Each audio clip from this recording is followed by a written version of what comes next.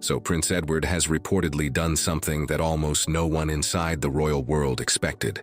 And honestly, the way he managed it may be even more important than what he actually protected. Because for years, Charles had apparently believed something very powerful. And when you really think about it, it is a shocking belief. He seemed to believe that as king, he could rearrange royal property, royal assets, titles, homes, and everything connected to them whenever he decided it was necessary. He believed the final word belonged to him. But on March 25, 2026, he reportedly received written confirmation that this was not true. What makes this entire situation so interesting is that Edward did not simply win a private family dispute. He exposed a major misunderstanding at the very top of the monarchy about what a king's power can actually reach. And he did it because he appears to have been the one person in the family who kept every document, every agreement, and every receipt. This is where the story begins.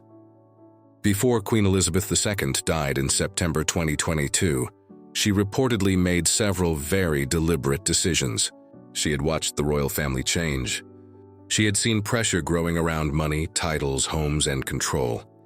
And she knew exactly what she wanted secured before she was gone. The Duke of Edinburgh title was meant to go to Prince Edward. That was not meant to be questioned. That title had belonged to Prince Philip for more than 70 years. It was not just a name, it was his life's role. And Elizabeth made sure it would pass to the son who had remained steady, avoided scandal, and never damaged the monarchy. That promise was fulfilled in April 2023, when King Charles III officially gave Edward the title. If the story ended there, there would be no conflict. But it did not end there, because the title was only one part of what Edward was meant to receive. The other part was Bagshot Park. And that is where everything became complicated in a way that truly matters. Bagshot Park is not just another royal residence. It is a 120-room Tudor Gothic mansion standing on 51 acres inside Windsor Great Park. It is the seat connected to the dukedom, and in her final years, Queen Elizabeth reportedly signed a letter of intent, tying that estate directly to the Edinburgh title. That letter was witnessed by Prince Philip while he was nearing the end of his life. He understood exactly why the document mattered. He knew that without it, Edward could eventually lose the very home that gave the title weight. So Elizabeth locked the arrangement into writing. The title and the estate were meant to remain together. That was her decision. It was clearly documented, and it was witnessed. But after she was gone, a very different attitude reportedly began to take over inside the palace. Charles had believed for years that modernization gave him the right to review everything, cut costs, restructure the family, reconsider old arrangements, and if necessary, take things back. By 2026, that belief had reportedly become action. There were reviews of royal leases, financial audits, pressure behind closed doors, and attempts to change how certain members of the family lived. Bagshot Park became one of the targets. And this is where the matter becomes genuinely ugly. Edward received the dukedom in 2023, after waiting almost his entire adult life for it. He had watched his father carry that title for decades.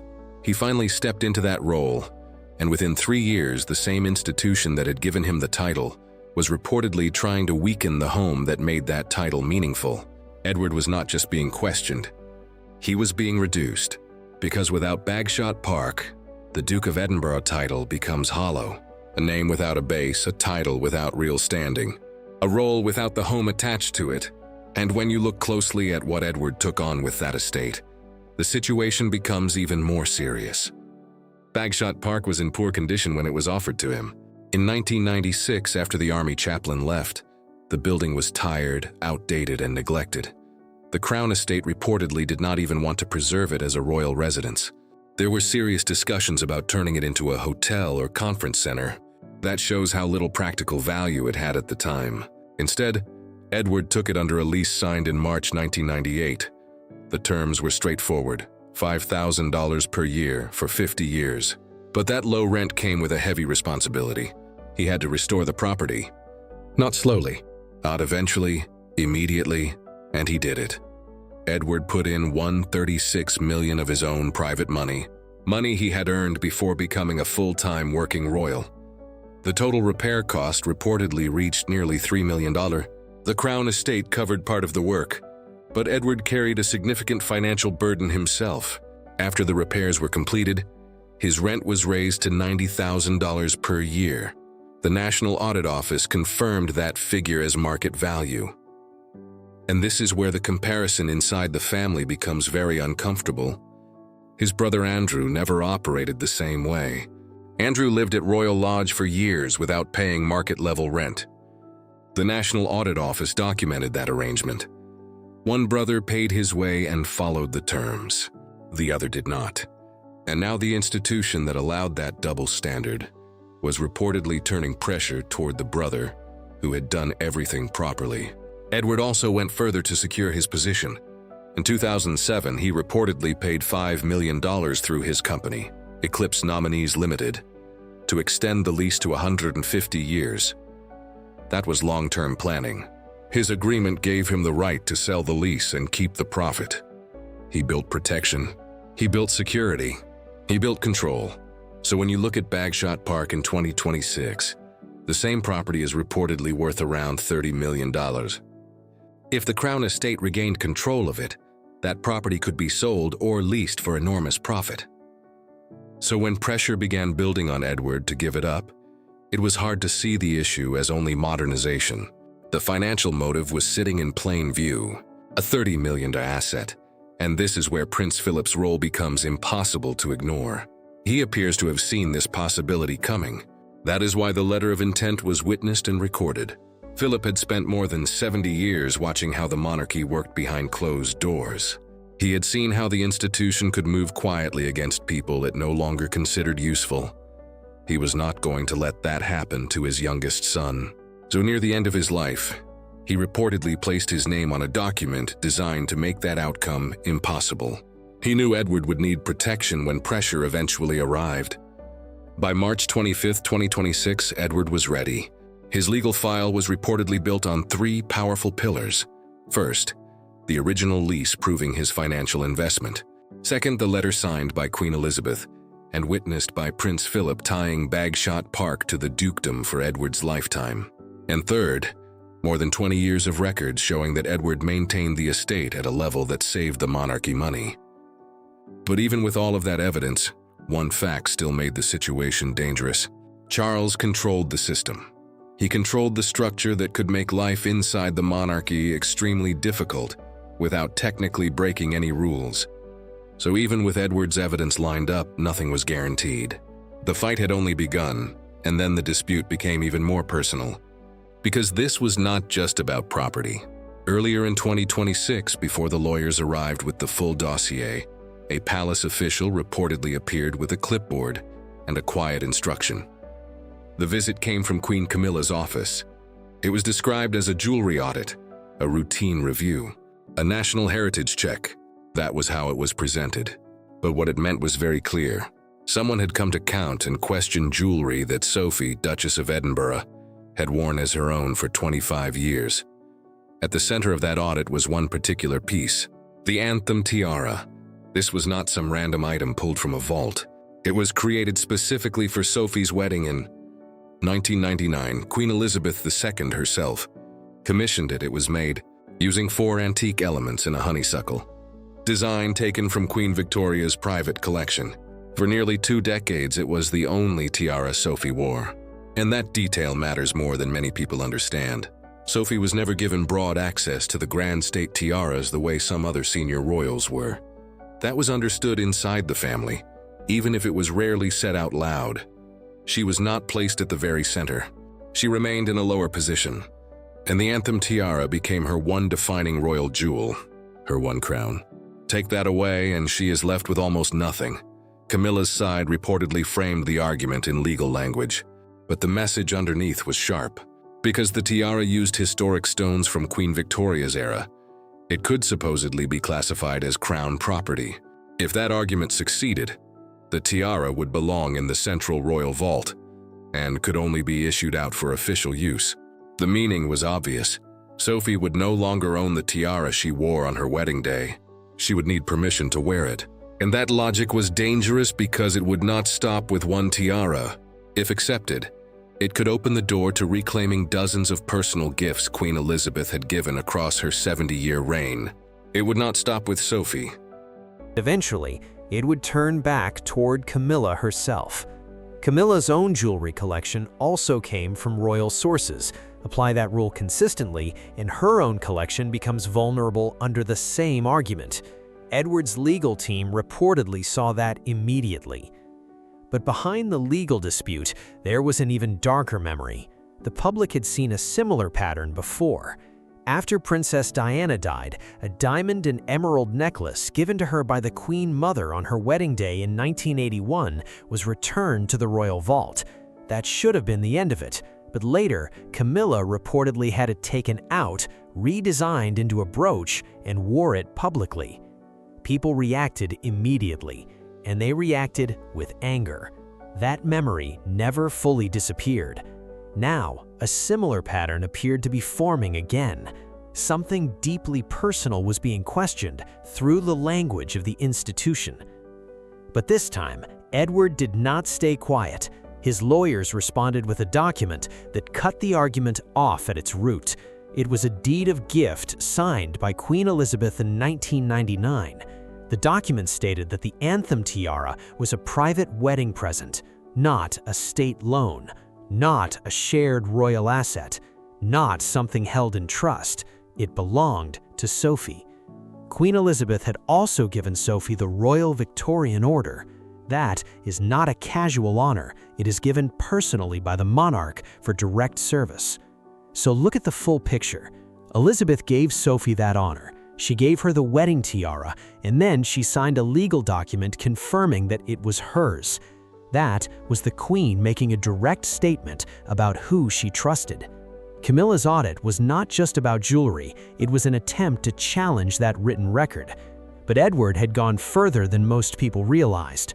Years earlier, in 1999, he had worked with royal jewelers to create a matching set of black and white pearl jewelry for Sophie. A necklace and earrings designed to pair perfectly with the Anthem Tiara. The materials were funded through the crown, but Edward held the legal design rights. That detail changed the legal position. His lawyers argued that the tiara and the pearl set formed a single artistic unit connected to Edward's own design work. You cannot remove the tiara without breaking that unit. And that gave Edward another layer of legal protection. Behind all of this was something deeply personal. Sophie wore that tiara on her wedding day. Then, in October 2019, at a Buckingham Palace reception honoring the work of the Queen Elizabeth Diamond Jubilee Trust, Sophie delivered a speech in front of senior royals and guests.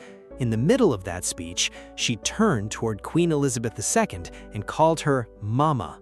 It was not planned.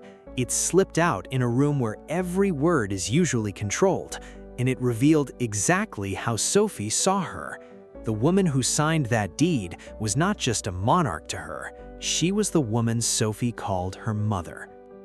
And now, another woman was reportedly trying to take away something that mother had given her. By the afternoon of March 25, 2026, the situation reached a breaking point.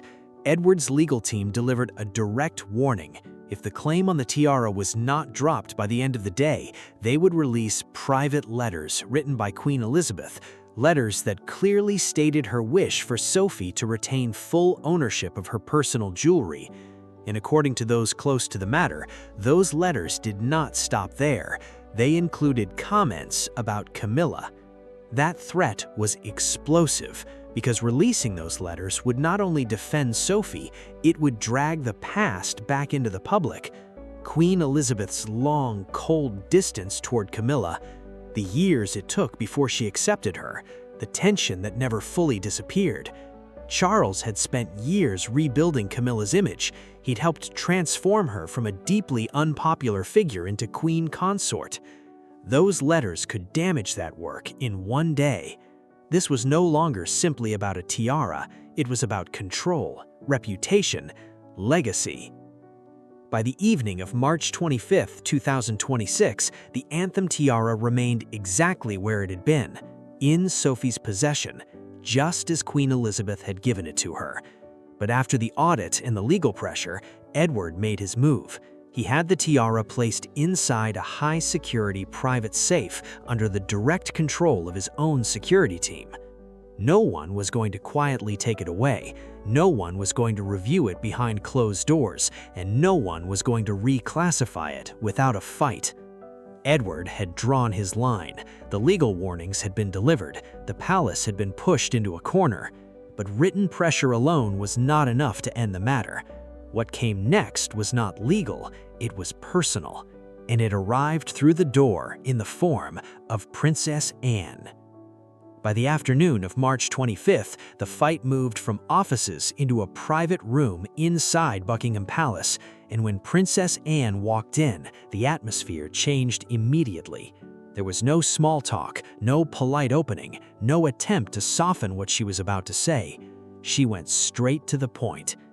But to understand why her entrance mattered so much, you have to understand what had changed in the years before. Anne and Sophie had not always been especially close. As recently as 2021, anyone watching could see that Anne kept some distance. That is simply how Anne is. She does not fake warmth. If she doesn't feel it, she does not perform it. Then, April 2021 happened. Prince Philip died. That loss changed the family's internal structure. Both Anne and Sophie stepped forward to support Queen Elizabeth II in her last year. They began seeing each other almost every day, and slowly the distance between them disappeared. By Queen Elizabeth's funeral in September 2022, the change was visible. As they stood waiting for the coffin, Sophie quietly placed a hand on Anne's back.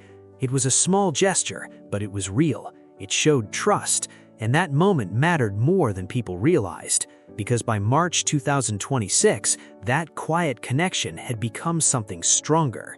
Something protective, something ready to act.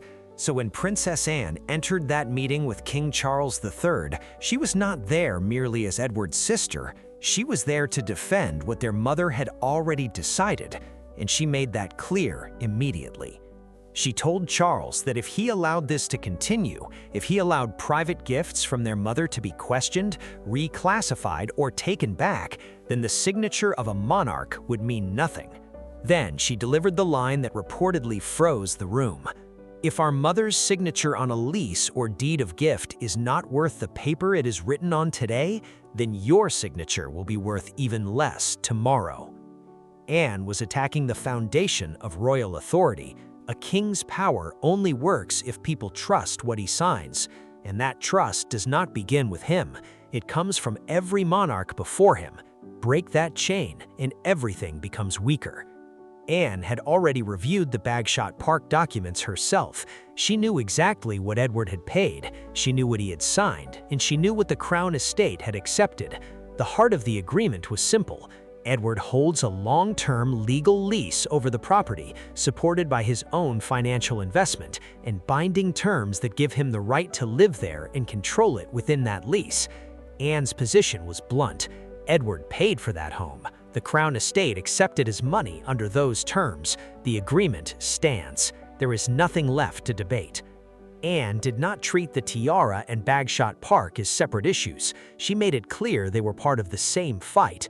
Both were things Queen Elizabeth II had personally given and supported with signed documents, and both were now being challenged through the same kind of argument.